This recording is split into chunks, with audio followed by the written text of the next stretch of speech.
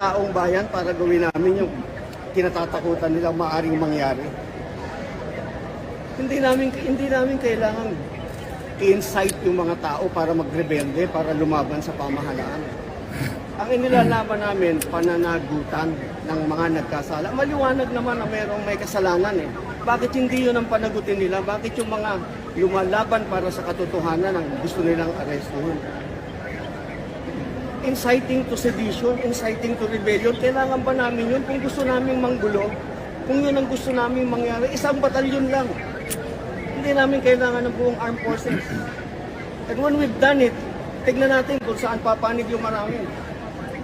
Ganun lang yun eh, pero inciting to sedition, imposible yan. Officer ng Armed Forces of the Philippines, buong buhay niya, binigay niya para sa atin. Tapos ngayon, guguluhin niya yung pamahalaan. Ang gusto lang namin mangyari, we still respect, we still obey, we still want to protect the Constitution. Yun pa rin ang pananindigan namin. Active or retired, magkakasama yan pare-pareho. Pero sana, Mr. President, yung malaking isda, yun ang gusto naming makita. Yung talagang pasimuno ng malaking nakawan. There is no denying it, merong nagnakaw. Anong problema nyo? Bakit kayo, yung mga iba dyan nagbubulag-bulagan, yung mga kasamahan nyo sa Senado, sa Kongreso, bakit pinagtatakpan nyo? Asan ang demokrasya? Ano, ganito na ba tayo? May nagnakaw eh. Merong hindi tumupad sa kanilang sinumpaan ng duty sa bayan, para sa taong bayan, para sa bayan. Oh, bakit hindi yun ang habulin? Bakit yung mga lumalaban para sa katarungan, para sa mga walang boses na namatayan dahil sa baha? Hindi yun makakibo, tahimik, inilalaban namin para magkaroon sila ng hustisya. Ang liliit na isla nung hinuhuli nyo eh. Gusto namin yung Blue Martin. O, di ba? Ano tawag? Blue Marlin. Blue Marlin. Hindi pala Blue Martin. Blue Marlin pala. Joke lang po, joke lang. No, but seriously, General Pokis is a bemedaled officer of the Armed Forces of the Philippines. Bago kami manggulo sa tao, ibang klaseng panggulo gagawin namin kung gusto namin manggulo. Pero hindi gano'n. So maraming salamat po. Tulungan nyo na lamang po kami sa aming paghahanap ng katarungan para managot ang tunay na mananagot. Nung araw ang ingay-ingay ninyo sa pananagutan eh. Eto na ngayon, pananagutan. Bakit tahimik kayo? Yes. Di ba? Laban tayo. Salamat po. Maraming salamat. Laban tayo. Nandito na. Nandito na ang laban. Okay. Attorney Virgil. Attorney Garcia. Virgil.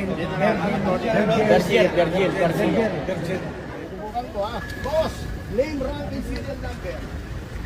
Name, rank, and serial number, boss. Sir, good morning. Name, rank, and serial number, sir. Sir, hindi ko ako yung... hindi ba kayo pulis? Kahit na po, kahit na. Kahit na po, name, rank, and serial number po, sir. Sir, natin po sa loob siya ng ground commander, sir. Kahit na po, citizen po ako, you are an officer of the law. Natanong ko po yung name, rank, and serial number ninyo. Badge number. Name, rank, and badge number po, sir. Sir, nasa loob po ang ground commander po natin, sir. Bakit Hintayin tayo? po natin, sir, Anong kinakatakot mo na doon? mga pulis po sila. Hindi po namin kayong pinabastusan. Nagawalan namin. Merci!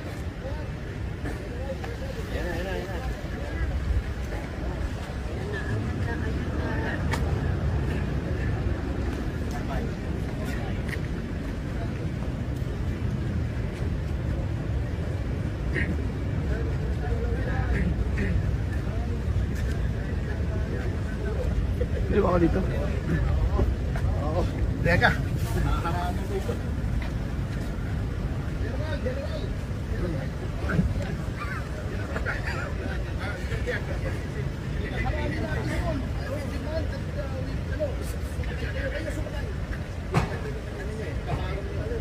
General.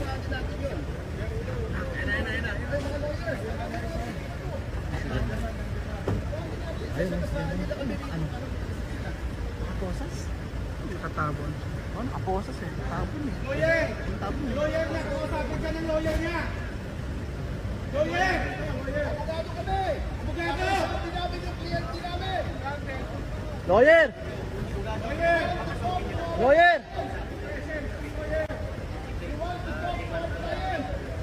Lawyer! Ayan! Lawyer!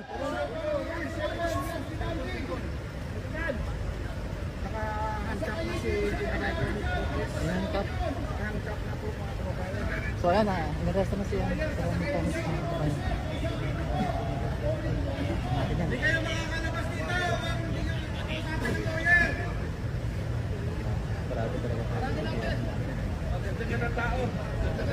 Sige, sige. Ahangin natin! Taong bayan ang batas. Taong bayan ang batas natin.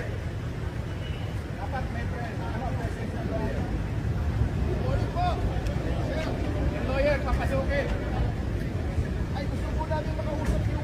Ano po? Hindi natin siya kuwan. Kaya nga, gusto namin makausap yung commander ng arresting officer. Okay, arresting team.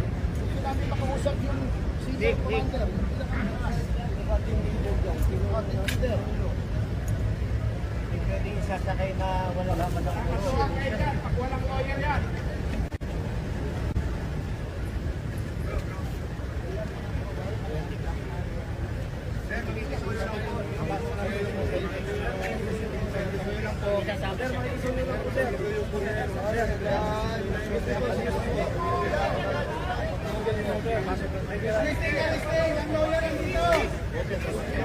Okay, ang Nobel, that is part of the SCP. Papasukin natin. Papasukin na muna ang ambulansya.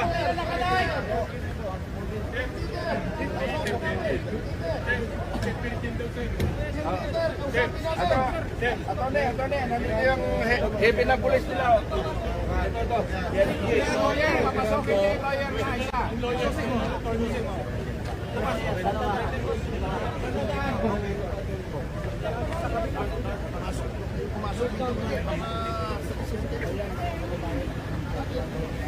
Dito dadaan daw, lawyer.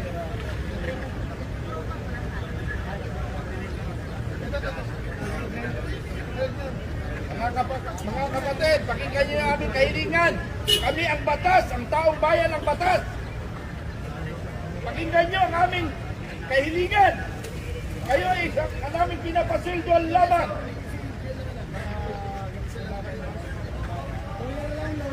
Huwag tayong susunod sa illegal na order. Pakiusap lang namin. Umulog kayo sa batas!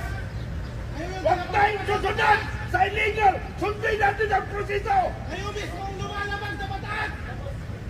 Kayo ang tagapagpatupad ng tama, hindi mali. Dapat marinig nyo, maintindihan nyo ang sinasabi namin. Simple lang naman, lawyer. Pakipag-usap ang lawyer, tuluyan.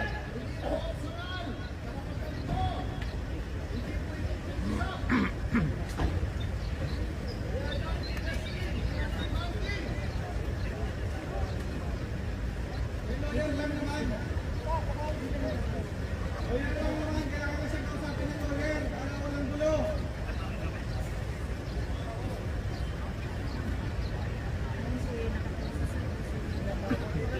Ayan, at least, Misha, nakita nyo.